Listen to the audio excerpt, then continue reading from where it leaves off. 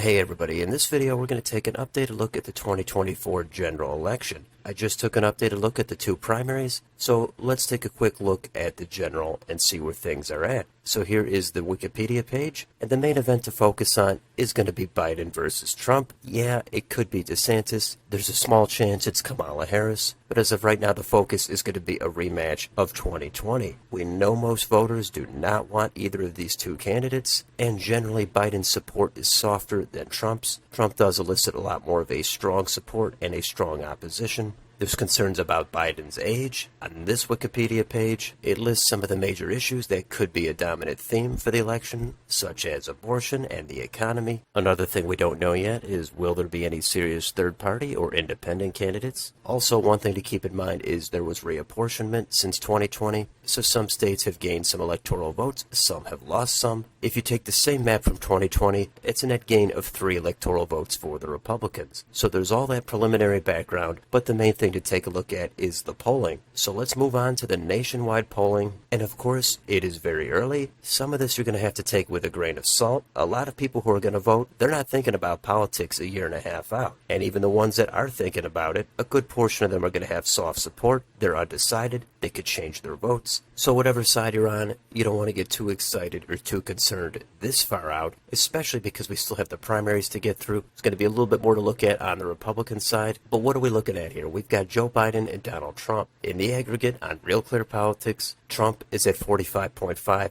Biden is at 43.7. We've got 10 to 11% undecided. It's a small 1.8% advantage for Trump in the aggregate. Now, if you swap out Trump for DeSantis, not a whole lot changes. It's still a 1.4% advantage for DeSantis. And if you swap out Biden for Harris against Donald Trump, then Trump goes up a little bit to 4.3. None of these margins are comfortable. They're going to be within the margin of error, and a lot of polls are going to become outdated quickly, but it's still fun to see where things are at. And down here are the head-to-head polls between Biden and Trump. And keep in mind, this is nationwide polling. This would be for the popular vote. The actual election is going to be won in probably just 4 or 5 states, so you could lose the popular vote and still win the general election. But the recent polls on here, they're pretty much back and forth. Biden and Trump generally both in the 40s. I'd say on average in the mid-40s. Biden has a lead in some of these, Trump has a lead in some of these, and that's pretty much how it's been for the past several months. Both sides could point to any of these polls and pick out things they like if they want to project confidence. Now, if you are Joe Biden, you're in office, you're in power, so there is going to be more focus and more scrutiny on you. So I don't think he could truly feel really comfortable about these poll numbers right now. But the X factor here is Donald Trump. If he is the nominee and he comes completely back into the limelight, voters start paying attention and they get animated about their distaste for Trump, then Biden could see his poll numbers go up a couple of points. Trump might drop off. That is completely possible. Of course, we have to get through that primary. Then we have to see what the establishment does. Do they try to sabotage Trump? Does the media completely come to Biden's rescue? Does the economy stall out and inflation rile up voters against Biden? Could another scandal come into play and affect this race one way or the other? That's all possible as well. So we're going to see what happens. But let's go through some of the individual states and see where things are at. Here is Arizona. Very, very close state last time. In the most recent poll here, Biden is ahead 2 points, 46 to 44. A lot of these are outdated. Rasmussen has Trump ahead by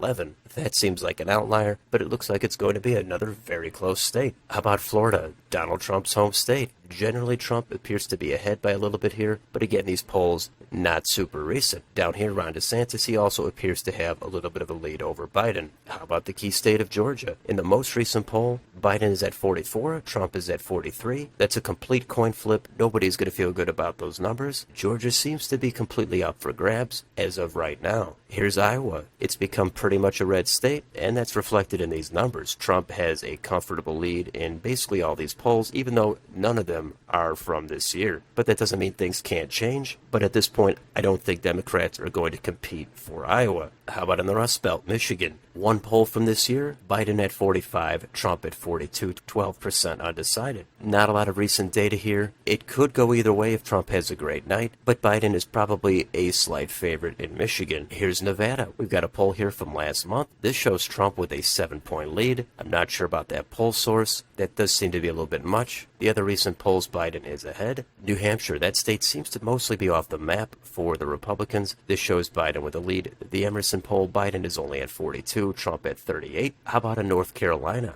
This was a very close state in 20. The recent poll here from Signal shows Biden with a 2-point lead. The Emerson poll from last year shows Trump with an 11-point lead. That seems like an outlier to me. So we need some more recent polling here in North Carolina. It does appear to be close. This state is not a lock for Donald Trump. I would say he's a slight favorite, similar to Biden in Michigan, but it's not at all impossible for Biden to win this state. Here's Pennsylvania. The 3 polls from this year, they all show Biden with a lead. Some of them from last year showed Trump in the lead. Those are going to be way too outdated at this point. Biden probably has an advantage in Pennsylvania, but it's enough of a toss-up to where Trump could win it like he did in 2016. What about in Texas? There's 2 polls from this year. They do show Trump in the lead. He's only in the mid-40s. Biden not far behind. He's at 42. This is going to be a huge state to take a look at the trends in. And what about Wisconsin? Super important state. The polling was way off in 2016. It wasn't great in 2020 either. But the recent one we have from April, Biden at 47, Trump at 43. So that's a quick look at some of these states. It is very early. I'm going to take most of those polls with a complete grain of salt, but it's pretty much the only thing we can take a look at right now, except for the markets. And let's switch over to Predicted, and let's see where people are putting their money. Which party will win in 2024? Democratic 55 cents, Republican 48 cents. That's pretty much a coin flip at this point. Could go either way. Maybe the Democrats have the tiniest advantage, but again, we've got to get through their primaries. We've got a whole ton of time left before we can seriously start thinking about the general election. And there's one more market on here. Who will win the 2024 election?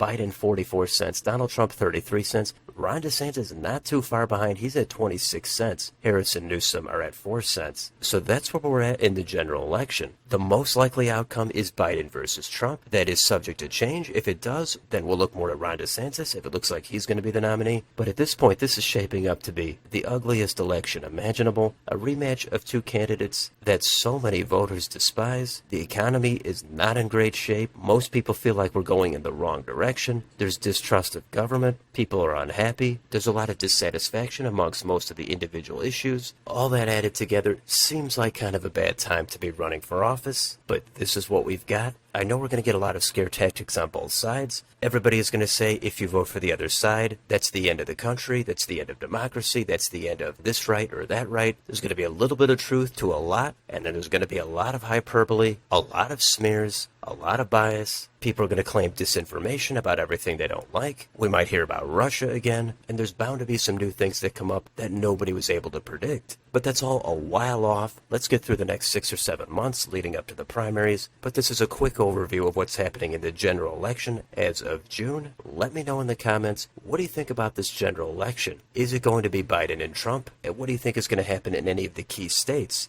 Let me know any of your thoughts down below. On your way out, don't forget to like, share, and subscribe. Hit the bell for notifications. Follow me on Twitter. Thanks for watching, and I will see you on the next video.